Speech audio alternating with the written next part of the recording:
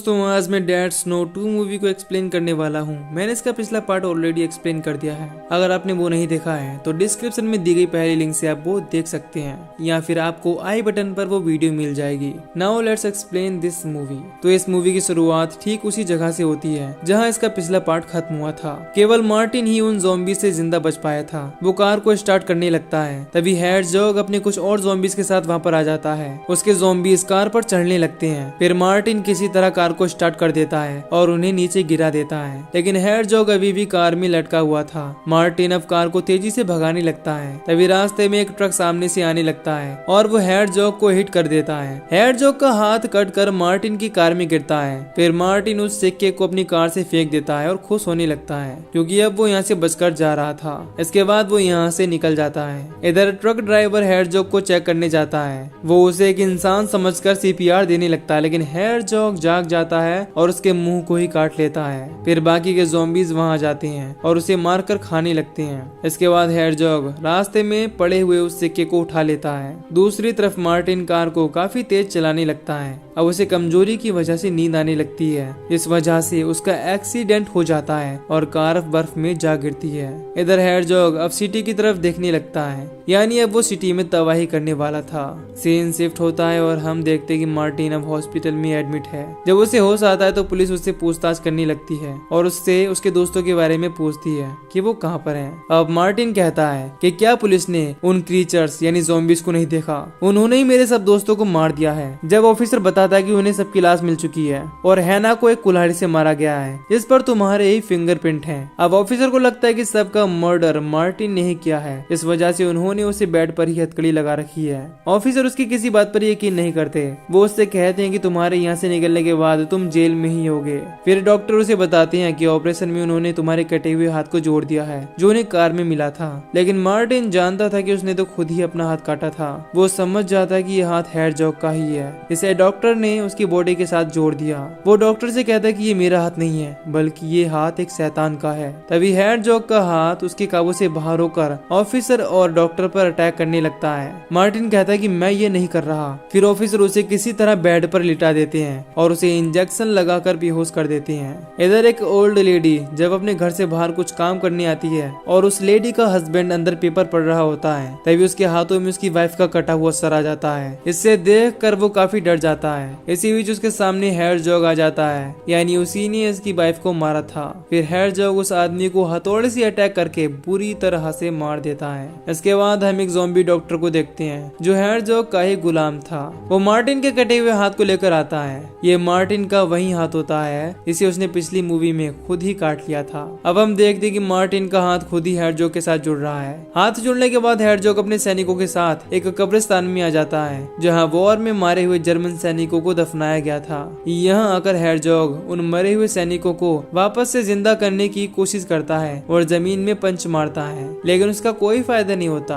उन कब्रों में से कोई भी सैनिक बाहर नहीं निकलता। खैर अब ज़ॉम्बी डॉक्टर बताता है कि इन सैनिकों की अब हड्डियां तक गल गई हैं और अब उनकी बॉडी खत्म हो गई है, इसी वजह से ये जिंदा नहीं हो रहे हैं। फिर वो हेडजॉग से कहता है कि हमें जिंदा लोग चाहिए। फिर हेडजॉग एक चर्च के बाहर आ जाता है और एक पादरी के पीछे लग जाता है। वो पादरी उससे नहीं बच पाता और हेडजॉग उसे मार डालता है। इसके बाद वो पादरी की बॉडी को बाहर खींच कर लाता है और अपनी पावर से उसे वापस से जिंदा कर देता है और अब वो हेडजॉग का गुलाम बन गया था। हमें पता चलता है कि हेडजॉग के पास कुछ पावर्स हैं जिनका यूज करके वो मरे हुए इंसान को जिंदा करके अपना गुलाम ज़ॉम्बी बना सकता है। दूसरी तरफ जब मार्टिन को होश आता है तो वो देखता है कि उसे ऑफिसर ने बेड से अच्छी तरह से बांध कर रखा था। कमरे के बाहर ऑफिसर सो रहा था, तभी एक छोटा लड़का बॉबी वहां आ जाता है जो ज़ॉम्बीज का काफी बड़ा फैन था। वो मार्टिन के ज़ॉम्बी हाथ को पहचान लेता है। उसे यह हाथ काफी अच्छा लग रहा था। वो बताता है कि उसकी मॉम पास वाले कमरे में एडमिट है और वो यहाँ ज़ॉम्बी हाथ के साथ खुद की फोटो लेने आया था। वो उसकी फोटो लेकर ज़ॉम्बी स्क्वाड को भेज देता है जो अमेरिका के ज़ॉम्बीज हंटर थे। मार्टिन ये बात सुनकर काफी खुश होता है और उससे कहता है कि वो जल्दी से उन्हें यहाँ बुला ले। अब मार्टिन बॉबी को चॉकलेट का झांसा देकर खुद को बेड से खुलवा लेता है। यहाँ ज़ॉम्बी वाला हाथ बॉबी को उठाकर विंडो से बाहर फेंकता है। मार्टिन ये देखकर घबरा जाता है और विंडो से बाहर आकर उसे उसे देखने लगता है। वो बॉबी को सांस देने के लिए जैसे ही उसके सीने को दबाता है, बॉबी की बॉडी फट जाती है और वो मर जाता है। ये सब ज़ॉम्बी वाले हाथ की पावर की वजह से हो रहा था। मार्टिन को उस हाथ की पावर के बारे में पता नहीं होता। इसी बीच ऑफिसर उसे देख लेता है और उसे लगने लगता है कि उसी ने बॉबी को मार दिया है। अब ऑफिसर उसे पकड़ने लगता है, जिस पर मार्टिन को यहाँ से भागना पड़ता है। तभी वो हाथ मर्सिडीज की कार से उसका लोगो निकालकर ऑफिसर की तरफ फेंक देता है। वो लोगो सीधा जाकर उस ऑफिसर के सर में घुस जाता है, इससे उसकी मौके पर ही मौत हो जाती है। फिर मार्टिन उसी कार को लेकर वहाँ से निकल जाता है। वो बॉबी का फोन अपने साथ ले आया था। तभी उसे ज़ॉम्बी स्क्वाड का लीडर डैनियल कॉल करता है। मार्टिन उसे सब कुछ बता देता है। डैनियल उससे कहता है कि वो अपनी टीम के साथ उसकी हेल्प करने आ रही हैं। आगे वो मार्टिन से कहता है कि हमारे आने तक तुम उन ज़ॉम्बीज के बारे में पता करो कि वो क्या चाहती हैं। अब डैनियल की टीम में उसके अलावा केवल 2 लड़कियां ही थी, मोनिका और ब्लेक। इसके बाद वो तीनों नॉर्वे के एयरपोर्ट पर पहुंच जाती हैं और बॉबी के फोन को ट्रैक करके मार्टिन की लोकेशन ढूंढ लेते हैं। फिर वो यहाँ से एक शॉप में आकर ज़ॉम्बीज को मारने के लिए सामान लेने लगते हैं। इधर मार्टिन एक वॉर म्यूजियम में पहुंच जाता है, जिसमें सेकेंड वर्ल्ड वॉर से जुड़ी हुई चीजें रखी थी।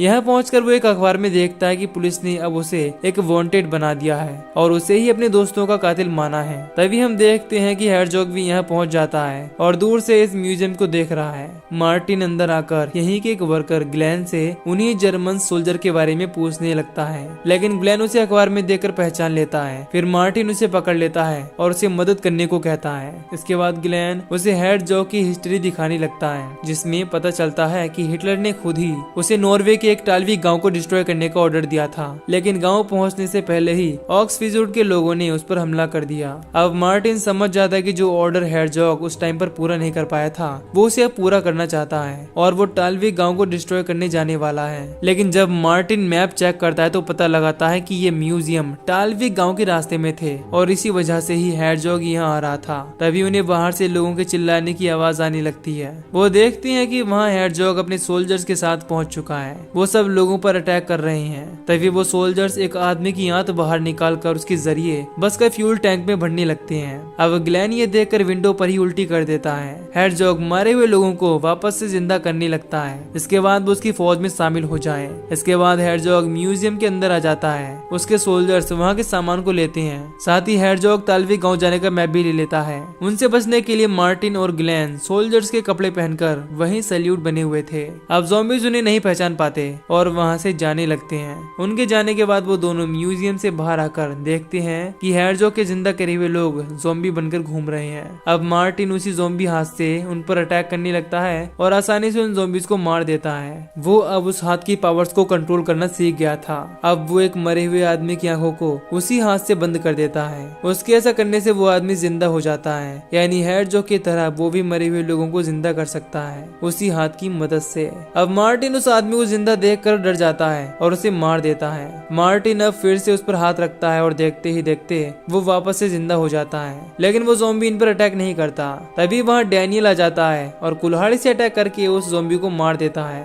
वो अपने जरिए मारे हुए ज़ॉम्बीज के पास आकर फोटो लेने लगता है, क्योंकि उसने पहली बार किसी ज़ॉम्बी को मारा था। फिर डैनियल मार्टिन को ब्लेक और मोनिका से मिलवाता है और कहता है कि हम ही ज़ॉम्बी स्क्वाड हैं। लेकिन मार्टिन को उनकी हालत देखकर यकीन नहीं होता कि वही ज़ॉम्बी स्क्वाड है। मोनिका की लाशों को देखकर हालत खराब होने लगती है, क्योंकि वो और ब्लेक पहली बार किसी मिशन पर आई थी। फिर मार्टिन उन्हें बताता है कि ज़ॉम्बीज केवल टालवी गांव से बदला लेना चाहता है। दूसरी तरफ हेरजॉग के सोल्जर टैंकों को बाहर लेकर शहर की तरफ जाने लगते हैं और रास्ते में काफी तबाही करते हैं। इधर मार्टिन उन्हें ज़ॉम्बी के हाथ की पावर दिखाने लगता है और उस आदमी को एक बार फिर से जिंदा कर देता है। ये देखकर डैनियल काफी शॉक होता है और उसे खुद की आर्मी बनाने को कहता है। इस पर वो बताता है कि हेरजॉग ने वॉर के टाइम यानी कि युद्ध के वक्त कुछ रशियन सोल्जर्स को मार दिया था और वो रशियन आज भी नॉर्वे की पहाड़ियों में दफन है। डैनियल कहता है कि अगर वो उन्हें जिंदा कर देते हैं तो उन्हें भी बदला लेने का मौका मिल जाएगा और हमारी भी एक ज़ॉम्बी फौज बन जाएगी। अब मार्टिन ऐसा करने के लिए तैयार हो जाता है। फिर मार्टिन, डैनियल और उसका जिंदा करा हुआ ज़ॉम्बी